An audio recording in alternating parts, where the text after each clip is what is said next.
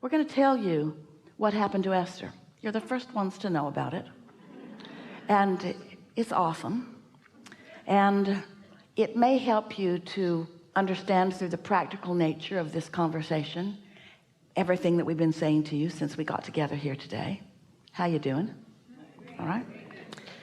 So Jerry and Esther put together, you know, Jerry, he croaked.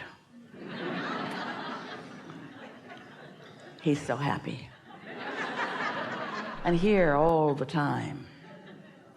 So Jerry and Esther found a piece of property, and it was just a few acres, and focused on it, and then in their positive attention to it, another 6 acres adjoining it was offered to them, and then another 7, and then another 20, so that they ended up with approximately 40 acres. Jerry laughed about that because he grew up on 40-acre farms, and so he thought it was quite interesting that this lovely land became that. And then they began loving it and building on it. And if you've been listening to us for a while, you've heard us describing the unfolding of the treehouse and the unfolding of this and that and this and that and this and that. There are hundreds of powerful, life-giving examples of how the universe works that they lived, and many of them we talked about. So now here's 40 acres, and Esther just did her income taxes, and she's aware of the enormous upkeep on this acreage, and she's thinking about Jerry's not there, and it felt like it was their dream, and now he's not there guiding it quite in the same way. And Esther found a house in town and moved from the property. She was living on the property, and so she was beginning to feel some detachment from the property, which didn't feel good to her, but it felt like she was being called there. And so as long as she didn't focus on detachment from the property, she didn't feel uncomfortable. As long as she focused on where she was going, she felt wonderful. So a series of things unfolded, and we're not going to take the time to explain all of them to you, but a whole sequence of things began unfolding in Esther's experience that were all that kind of property related, and things sort of clicking into place for something that Esther hadn't received yet, so she didn't even notice that things were clicking into place. She'd get a piece of it which didn't mean anything, and then another piece of it which didn't mean anything, and then another piece of it which didn't mean anything, and all the while she's just busy coming out to see you, not spending hardly any time on that property. And on that property there are man-made waterfalls and river streams and ponds. There's a tree house and beautiful buildings with Buckminster Fuller's creation of a parabolic hyperboloid roof, or it's a paraboloid hyperboloid. Esther can't find the words for it. It's a weird roof, nothing like she'd ever seen before. So anyway, here's this property. And so then as all of this is there, we want you to feel the pre-Jerry and Esther conversation about this. One day, this is going to be very meaningful to you. We know it doesn't feel like it's about you, but it's everything about you. As you get this, you're going to get everything.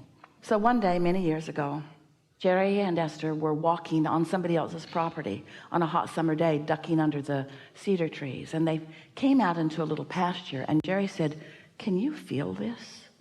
And Esther said, "What is this?" And Jerry said, "There must have been happy people here." And they just stood and basked in the deliciousness of that little meadow. And then many years passed, and they bought the 6 acres and the 7 acres and the other and the other and the other and the other. And now they've built what they call their center building. It's the heart of Abraham Hicks Publications. And at the far end of this long building is the office that Jerry and Esther set aside for themselves. And they're sitting there, and Jerry said, "Oh, Esther, I think we're sitting right where that meadow was." He got the plot map out, looked at it, recalled as best he could.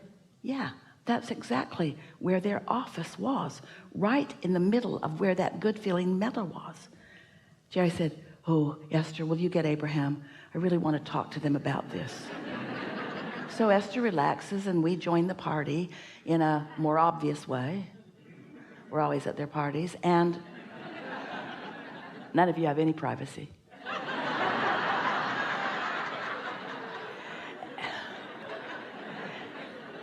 And Jerry said, Abraham, remember all those years ago when Esther and I were walking and we found this meadow, and now we're sitting right in the middle of that? Was I feeling the happy people that were there before? And we said, no, you're the happy people. So something in the vortex, something already in the vortex, already taking form. They didn't know they had access to it, but they received an impulse and another impulse and another impulse and another impulse and another impulse. So this property is full of all of those kinds of life experiences that gave them, and therefore us, the opportunity to converse with all of you about the way all of this works. So now Esther and her lovely team were in Asheville, North Carolina a few weeks ago, and they used to go to the Biltmore Inn, and then they outgrew the meeting room, and then they've tried some other places that are nice but not the same. And so Esther got an impulse one morning to go back over there and just see what's cooking over there. Now Esther doesn't usually do that, so she asked Angelica to set an appointment with the people at Biltmore, that she wanted to stop and see what's going on over there. She just wanted to take it in, see it with her own eyes, get a feeling for what they have now. So the woman met Esther at the appointed time on Friday morning, and she had a man with him who has been to Abraham's seminars, who now works there, who is out of his mind excited, who cannot believe that Esther's the one that is doing the pre-work. And Esther said, I don't usually do this, I just couldn't not do it. And so they toured the grounds, found a lovely place for future seminars, wonderful conversation, better than ever anywhere. And their wanting of all of you to come there was so real and vivid. It was so satisfying for Esther. And then they said, how many of you are together? And Esther said, there are 10 of us in our merry band that move from place to place. And they gave them 10 tickets to go through the Biltmore House.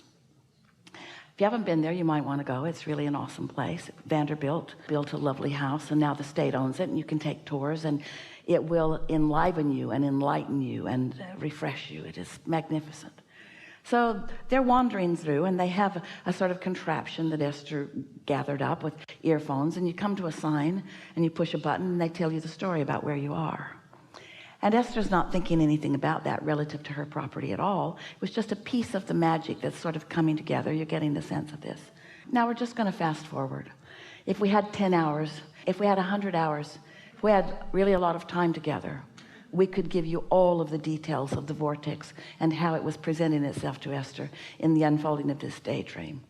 But Esther came out of meditation the other day, and her mind just began to see this Abraham Hicks Publications with guided tours, with people seeing the acreage, seeing what they did here and when this process unfolded. In other words, it is the genesis of everything that is here. And what we want you to hear in this is that for Esther, the healing, you might say, the releasing of resistance, the harmony, what feels like the magic to her, it took all that they'd lived before, even before they were on the land, and all that she's living now, and all that's in her future experience long after she is no longer in this physical body. In other words, talk about a blending of the past and the present of the future into a vivid reality that took her breath away. She could not stop thinking about it. Days and days and days and days and days, streams of what people are going to want to know about the unfolding of all of this, vivid for Esther. Now, is it about some place that we want you to go? No. It's about a dream that we wanted Esther to dream. It's about the life that it flooded into Esther as she allowed, for the first time maybe ever in her life, as she allowed herself to understand the perfect continuity between what was, even before she was in her body, what was, even before she knew Jerry, what was when they first came into the area, what was as it evolved, what was, what is, what's coming. Are you getting any sense of this? We want you to feel where you're going. We want you to not reach for the past. We want you to understand that everything that has been the past is the present, and everything that was the past and is the present is also the future. We want you to understand that in all that you've lived, you've created a reality, and that is the true reality. And that's the reality that your daydreams are made of. That's the reality where all of your power is. Have we gone too far? Did we leave you behind? Are you with us? Are you getting this at all? Can you feel the bigness of who you are? You think that you have to dream the dream. We want you to know you already did. You already put all of the components and all of the ingredients of the most magnificent dreams into your vortex. And when you get into the vibrational vicinity of it, by reaching into the future, by getting out ahead of it, by not beating the drum of what is, by not trying to fix what is and improve what is and remember what is or preserve what is, it's not about that. When you allow yourself to find the vibrational frequency of your vortex, it will show you where it wants to go, or better said, where it has already gone. And as you go there, you'll feel the wholeness of who you are going along.